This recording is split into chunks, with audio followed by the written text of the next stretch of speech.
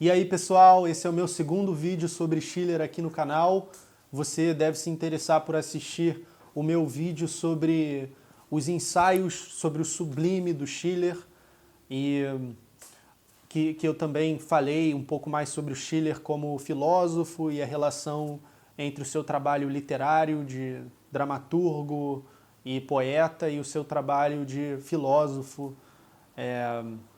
Também foi historiador, enfim, é um personagem de riquíssima contribuição cultural e então fica aí a recomendação. Nesse vídeo eu vou tratar das cartas sobre a educação estética do homem, que foi uma série de cartas que o Schiller escreveu para o príncipe de Augustenburg e que ele publicou 2 anos depois, em 1795, com o título A Educação Estética do Homem.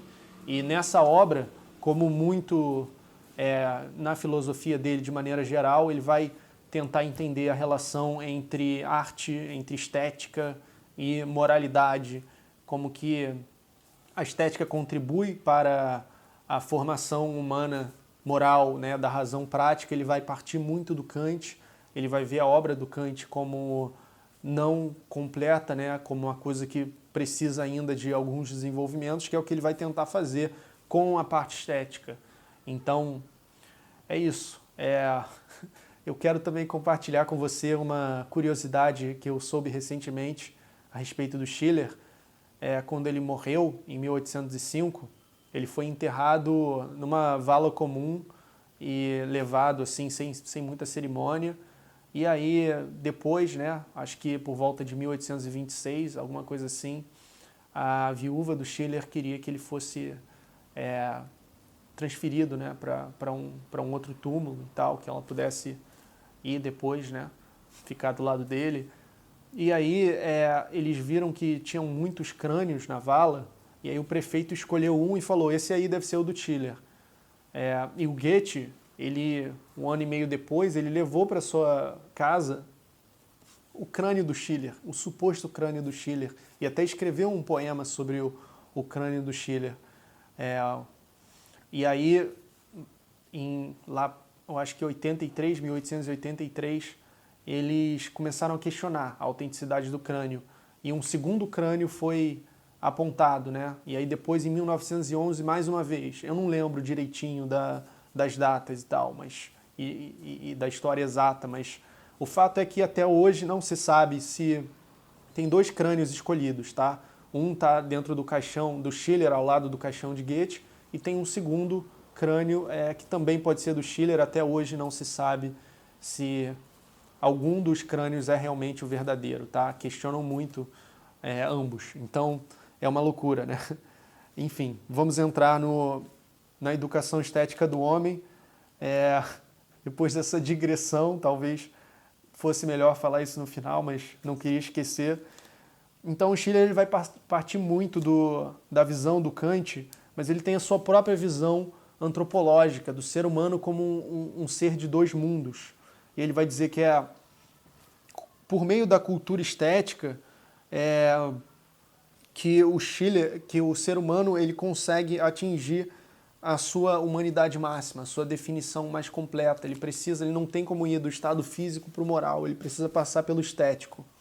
E ele vai criticar muito a cultura do seu tempo pela ideia de utilidade, que estava enfraquecendo, né, o potencial espiritual do ser humano. Vamos lá. Então ele fala de uma disposição lúdica que vai ser suscitada pelo belo como estado de liberdade para o homem, e a cultura estética deve conduzir a natureza humana à plenitude do seu desenvolvimento, unindo dignidade moral e felicidade, suas forças sensíveis e racionais. O problema limitante da utilidade, que ele diz que é o ídolo do tempo. Nessa balança grosseira, o mérito espiritual da arte nada pesa. A razão pede unidade, mas a natureza quer multiplicidade. E aí o Schiller vai apontar a necessidade de um terceiro caráter que ele vai encontrar na cultura estética. O homem deve ser moral sem ser oposto do seu eu físico, sem ser oposto de si mesmo. Não pode ser demasiadamente espírito, nem demasiadamente matéria. É um texto abstrato, mas com insights muito fantásticos. A formação da sensibilidade como uma necessidade mais premente da sua época.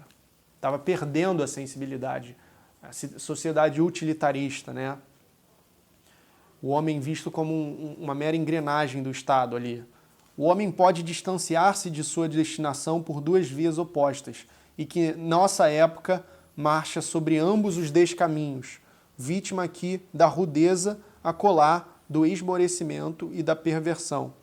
A beleza deverá recuperá-lo deste duplo desvio. Ele diz que tem um impulso racional e um impulso sensível no homem que devem ser harmonizados pela cultura. O impulso nacional, o impulso sensível, ele nasce da experiência da vida. Você está no mundo, você tem um impulso sensível como animal. O impulso racional nasce da experiência da lei. Eu acho que com lei ele quer dizer algo como qualquer coisa que seja especificamente relacionada ao intelecto humano, à abstração, à racionalização das coisas. A lei é um ótimo exemplo. Então, o impulso lúdico que ele está falando é o seguinte: ele vai entrar justamente para fazer essa harmonização. O impulso sensível quer que haja modificação, que o tempo tenha conteúdo. O impulso formal quer que o tempo seja suprimido, que não haja modificação. O impulso em que os dois atuam juntos, este impulso lúdico seria direcionado, portanto, a suprimir o tempo no tempo, a ligar o devir ao ser absoluto, a modificação à identidade.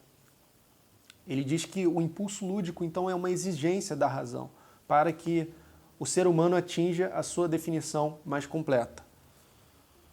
Pois que apenas a unidade da realidade e forma, de contingência e necessidade, de passividade e liberdade, completa o conceito de humanidade. Com o agradável, com o bem, com a perfeição, o homem é apenas sério. Com a beleza, no entanto, ele joga. Forma e matéria devem estar em equilíbrio no homem. A beleza conduz o homem sensível ao pensamento e a beleza conduz o homem espiritual à sensibilidade. Então, a beleza leva cada um para a sua parte carente, né? A beleza como nossa segunda criadora. O passo do estético para o moral é, de acordo com Schiller, mais fácil do que o físico para o estético. E por isso ele vai dizer que o ser humano devia ser exposto à estética o quanto antes, já cedo na sua vida física, para ele poder depois dar o passo moral. Então é basicamente isso. No estado físico, o homem apenas sofre o poder da natureza, liberta-se deste poder no estado estético e o domina no estado moral. Muito obrigado por assistir. Comente sua opinião, assista o meu outro vídeo do Schiller, confira também os vídeos sobre Kant, que vão ser muito importantes para entender mesmo o desenvolvimento que o Schiller dá e a passagem que o Schiller faz no conceito do sublime, né, da natureza de volta para a arte. Ele vai pensar muito, ele vai ser muito importante para o conceito de trágico, que vai ser fundamental para a filosofia alemã, em Nietzsche, em Hölderlin, e, enfim, e muitos filósofos que vão vir depois dele vão estar se reportando a ele. O Hegel, o Schopenhauer, todos vão beber da sua pequena construção filosófica, na sua grande obra literária, né? É um autor muito pouco estudado ainda na filosofia, né? Muito menos, pelo menos, do que Nietzsche, do que Kant. Então, é isso.